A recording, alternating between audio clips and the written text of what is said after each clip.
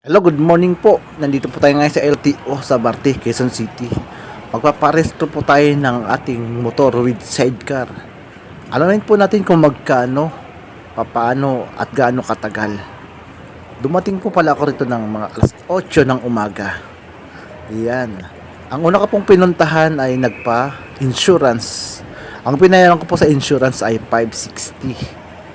Ngayon, pagkatapos po ng insurance, isunod po natin ang emission test. Yan po ang pinarestro ko nga pala. O, yan. Ang aking Pajero.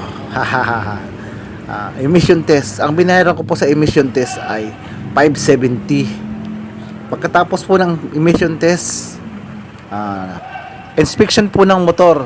Pagkatapos po ng inspection ng motor, papasok na tayo dun sa loob. May mga window po tayo roon. Doon na tayo magbabayad ng ating registration. Ang binayaran ko po rito, 960. Pasok po ng isang buwan. Kaya yun lang po. Sana paki-heart and share. Salamat. At